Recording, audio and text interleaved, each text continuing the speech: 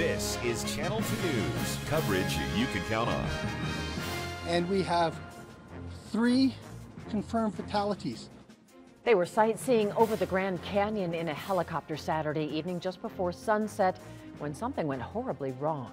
That story tops Channel 2 News at 6:30. Good evening, I'm Jennifer Burton. Thanks for joining us tonight. At least 3 people are dead, 4 others seriously injured after their helicopter crashed and burned in a steep ravine about 3 miles from Grand Canyon West Airport. Mireya Villarreal is near the scene. Moments after the crash, witnesses rushed to help. Ted Fujimoto, a wedding photographer that happened to be shooting nearby, captured video of the helicopter on fire. The accident happened 73 miles east of Las Vegas in a remote area known as Grand Canyon West. It was pretty bad. It's amazing how they survived. These 2 ladies, are lucky to be alive. The helicopter belongs to Papillon Airways, one of the biggest Grand Canyon tour companies in the area. They've been around for more than 50 years and boast on their website more than 600,000 customers a year. This is the first with Papillon, the first major crash that we know of since the 2001 incident that we were involved with. Attorney Gary Robb specializes in these kinds of accidents. He sued Papillon back in 2001 after another helicopter crash claimed 6 lives. The helicopter industry is evolving, and we're thinking that safety is more and more of an emphasis, whereas in the past, revenue seemed to really be of paramount importance. In a statement, Papillon Airways sends their condolences and says they are cooperating fully with the investigation. Rough terrain and severe weather conditions made rescue efforts difficult. It took crews more than 8 hours to recover the victims.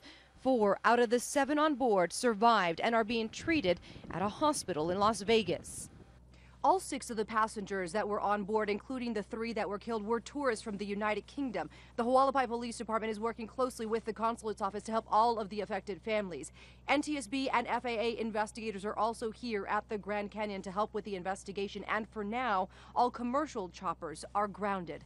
Mireya Villarreal, CBS News, Grand Canyon West in Arizona. Looking around the world, a Russian passenger plane crashed near Moscow after takeoff today, killing all 71 people on board. The crash happened as temperatures hovered around minus 41 degrees Fahrenheit, though the exact circumstances aren't clear. Investigators say they had opened a criminal case into the incident, and they're looking at all possibilities. The plane, manufactured in 2010, was carrying 65 passengers and 6 crew members. It disappeared from radar shortly after taking off from Moscow's airport. Turning to Crime Beat now, Sparks police are asking for your help finding a suspicious person. Police say this man was removing packages from a porch in the area of Boise Drive and Mongolo Drive in Sparks after being confronted by a resident. Neighbors say he doesn't live in the area. Anyone with information on who he is asked to call Secret Witness. That number is 322-4900. Secret Witness is offering a reward now for information leading to an arrest in this case. El Dorado County deputies are investigating a suspicious death in Tahoma, California, near Lake Tahoe tonight. We have a crew heading to the scene. We'll continue to update you as we learn more. Now, here's meteorologist Angela Schilling's first look at the Pinpoint 2 forecast. Well, this is not a huge storm. I've already heard some reports of some very light snow within town. Mainly, I'm going to get higher up in elevation, but places like the Arrow Creek area and up in the hills, I have heard some reports of some very light snow. So as far as our radar right now, it has changed. The main band of it is now pushing south of Reno, but there's another one to the north and to the west of Pyramid Lake. So on and off again throughout tonight, we have a chance for some light rain and snow, but temperatures are falling quickly. Radar is showing just snow up to the north near Pyramid Lake, and as far as in Reno right now, we're kind of starting to dry out, but again on and off again throughout the night, we'll probably see some light snow. Seeing some rain and a little bit of some snow mixing in for Lovelock, some light rain into Fallon. Again, this is pretty light in nature. This is not a huge system. We don't have a lot of moisture to work with, but the main band of it on the backside of this cold front is now starting to push farther south. There's a couple more little bands though that will move in overnight tonight, and so we'll see these windows where it'll be dry, and then we'll see some more light snow. Winds are still a little bit up there right now, sustained anywhere between 10 to 20, and temperatures are definitely cooling off quick, so that Monday morning commute could be a little bit messy. All the details coming up here in just a few minutes. All right, well, if you haven't already, get your Valentine's dinner reservations in and your flowers ordered because they're going fast. Elizabeth Olvera joins us in the newsroom now with a look at how businesses are preparing for the rush of lovebirds. Liz? Yeah, Jen, well, everything from ordering more stuff to scheduling and even hiring more staff to specials on some sweet treats. They're expecting to have their hands and hearts full this week.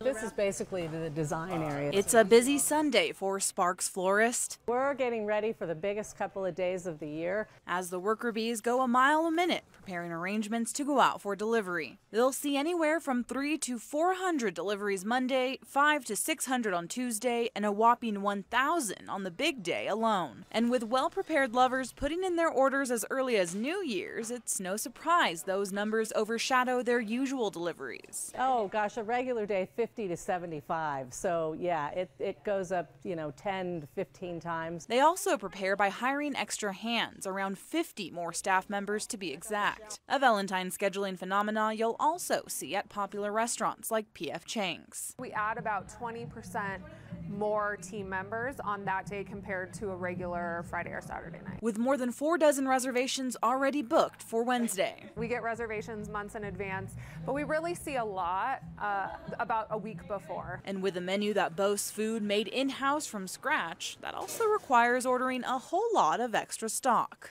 We look at what we did last year and we ramp it up by about 10%. When it falls midweek, the restaurant typically sees about $17,000 in sales on the big day. That's about $10,000 more than we normally do on a regular run-of-the-mill Wednesday. And with all of that foot traffic, she suggests you book your reservation now or be prepared for a bit of a wait as a walk-in. Meanwhile, at the Peppermill, a different Valentine celebration that helps spread the love to our furry friends. Coco for a Cause sells boxes of See's candies for just $10 a pop, with all profits going to the Nevada Humane Society. We're just trying to kind of capitalize on the Valentine's holiday. People need chocolate, and I think it's a good way to help out the Humane Society.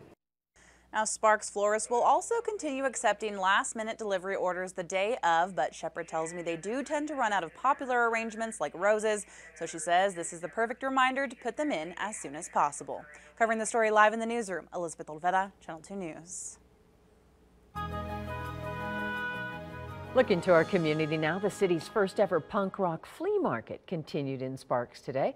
For $5, attendees checked out local art and listened to live bands at the Generator. It's on Icehouse Avenue in Sparks. The Generator's coordinator says the support for the two-day event was overwhelming.